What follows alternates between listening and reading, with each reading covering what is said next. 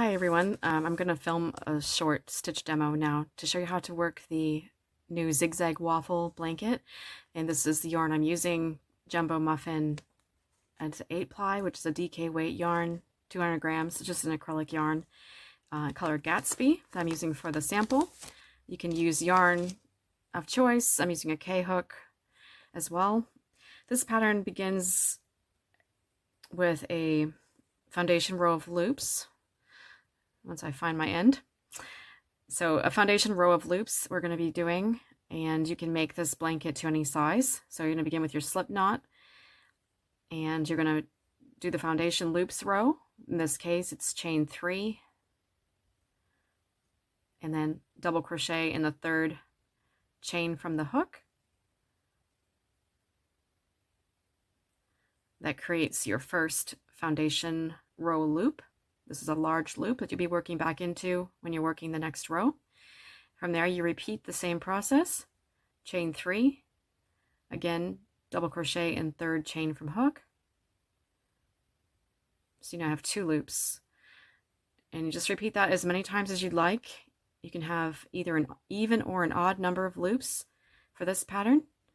And you're going to work your foundation row until it measures the desired blanket width.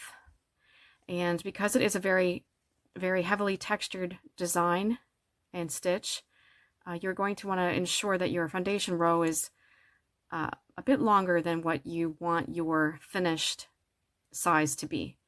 So you're going to want to add a few extra inches, perhaps 6 inches more. I'm just giving that as an estimate.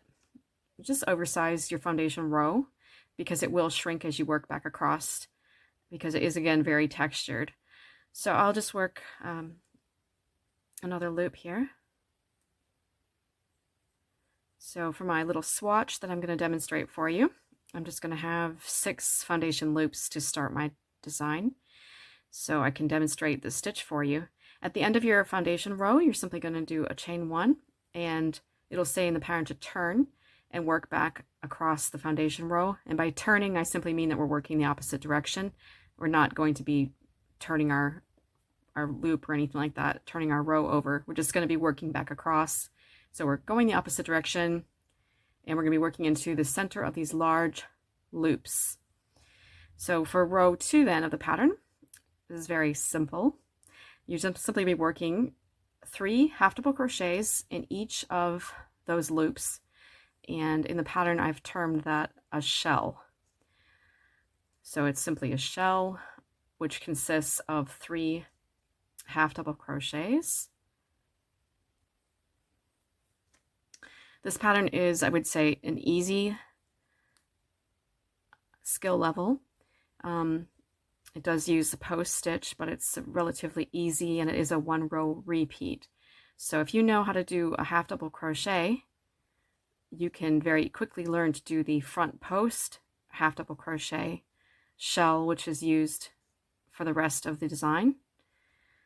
So just 3 half double crochets in each of those across. So I'll finish my row and I'll come back and show you how we work the textured stitch pattern. All right, you can see I've finished row 2 of the pattern, which was my half double crochet shells. End of row 2, and end of every row, we're just going to do a chain 1 and turn. So that's easy. Every row is just chain 1, turn. And now we're going to be working back across this row, working what is termed a front post shell. And you can see in the special stitches, it says to work 3 front post half double crochets around the same post to work what is called a front post shell. So we're going to skip the first 2 half double crochets of the first shell that we made, and we're going to work our front post half double crochet around the 3rd post of that shell. So it's just a normal half double crochet, but it's worked around the post, again, front to back around the post. So we do 2 and 3 in the exact same place. So you have 3 worked around the same post. And you just repeat that process across the entire row. Again, skip the first 2 stitches, work your front post shell around the 3rd half double crochet post. So you've got your first, second, and third half double crochets worked all around the same stitch. Again, front of your work to the back and then back to the front for a front post, half double crochet as usual, and then work 2 more in the same place. So it is a relatively simple stitch to learn and to memorize. And the nice thing about this design is that every row of the pattern is exactly the same. So every row will simply be working front post shells around the third half double crochet post. This is what's creating the beautiful zigzag waffle texture. And also, because it's a 1 row repeat, this is also why it is a reversible texture, identical on both sides. In my last front post shell here at the end, you can see that I worked it around the third half double crochet, and at the end here was the chain 1 of the previous row. So you will have that there to anchor the edge of the row. So you're going to be working around that third post, and this will be here at the side. So you'll again chain 1 and turn. You can see what this is starting to look like.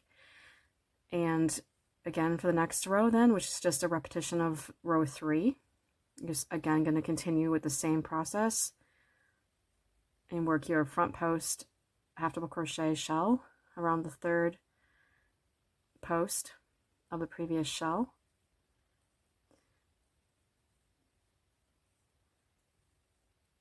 And so because you are working around a front post shell, it's still going to be just thought of as a normal shell stitch. It's still just 3 half double crochets. So let me work a few more rows and come back and show you more of a close-up look at the texture of the blanket as it continues to grow. This is the sample that I began working on yesterday. I like to crochet in the car.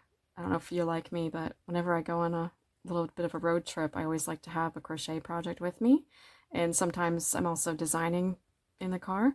So this is something that I designed yesterday when my husband took me out shopping. So just in the car for about half an hour, and I was able to come up with this stitch pattern.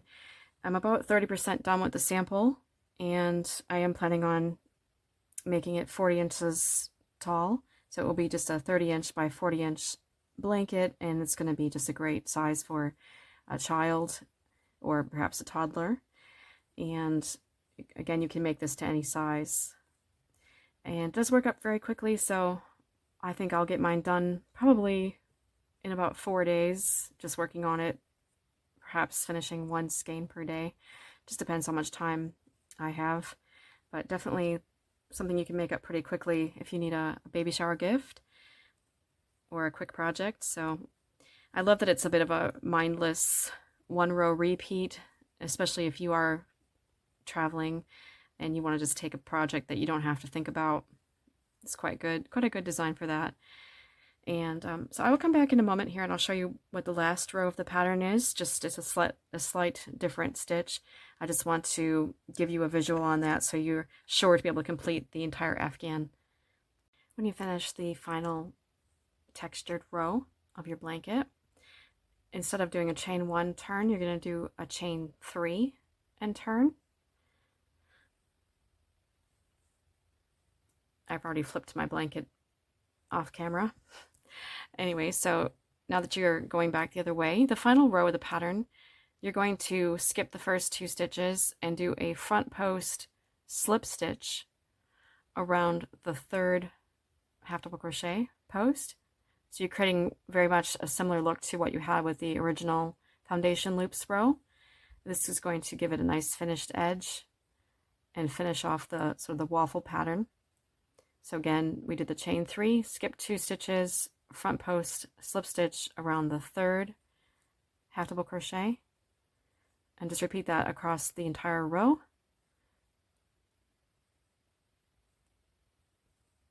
And that will be how you finish your blanket. So it's quite a nice simple edging there to finish and give it a nice mirrored effect to the foundation row.